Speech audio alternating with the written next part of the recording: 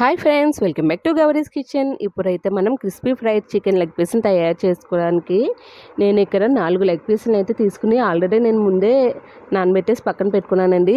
ఇది ఎలా నానబెట్టానంటే దీంట్లో కొంచెం ఉప్పు, అలానే 1 టేబుల్ స్పూన్ కారం, కొంచెం నా దగ్గర ఉన్న చికెన్ గరం మసాలా ఏదైనా సరే వేసుకుని నేను 2 అవర్స్ ముందే నానబెట్టేసి పెట్టేసుకున్నానండి. వీటిని అయితే ఇప్పుడు ఇలా ప్లేట్లోకి తీసుకుని దీంట్లోకి ఇంకొంచెం సాల్ట్, అలానే ఇంకొక స్పూన్ కారం, కొంచెం కార్న్ఫ్లోర్, ఒక నిమ్మ చెక్క అయితే వేసుకుని మొత్తం అంతా ఇలా కలిపేసుకుంటున్నానండి. ఇది ఇలా కలిపిన తర్వాత ఇంకో 10 నిమిషాలు పక్కన పెట్టేసుకోవాలి.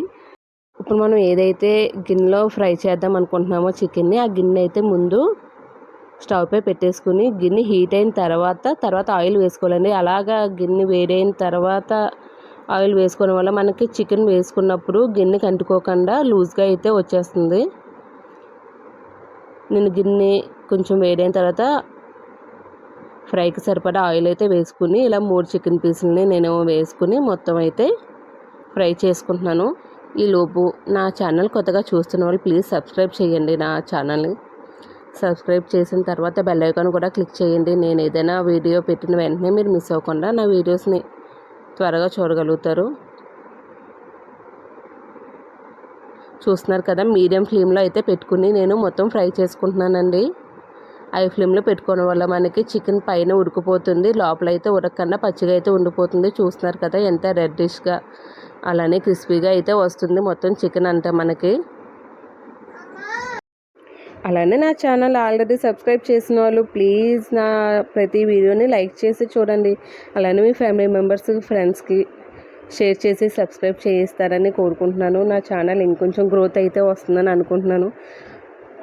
1000కి రీచ్ అవుతున్నానండి. ప్లీజ్ వెంటనే నా ఛానల్ సబ్స్క్రైబ్ చేసిన వాళ్ళు మీ ఫ్యామిలీ మెంబర్స్కి, అలానే మీ ఫ్రెండ్స్కి, రిలేటివ్స్కి అందరికీ చెప్తారని, ఇంకొంచెం సపోర్ట్ ఇస్తారని, నా ఛానల్ ఇంకా బాగా ఆదరిస్తారని కోరుకుంటున్నాను.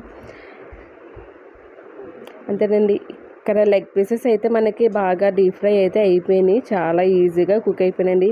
ఇవి వండి లోపే మా పిల్లలు ఆల్రెడీ తినేసారు కంప్లీట్గా. మొత్తం అన్నీ ఫ్రై అయిన తర్వాత ఒక వీడియో తీసుకుందామని లోపు కూడా వీటిని అయితే ఉంచలేదు. ఇవి మనకి మీడియం ఫ్లేమ్లో పెట్టుకుని ఫ్రై చేసుకున్నాం కాబట్టి చాలా లోపలికి అయితే ఫ్రై అయినాయండి. అస్సలు కొంచెం కూడా లోపల పచ్చిగా అయితే లేకుండా చాలా క్లీన్గా వచ్చింది.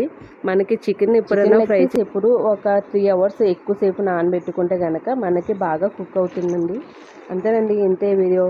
Thank you watching my video. మీకు వీడియో నచ్చింది అనుకుంటున్నాను. సబ్స్క్రైబ్ చేసి బెల్ ఐకాన్ అయితే క్లిక్ చేయండి. Thank you watching.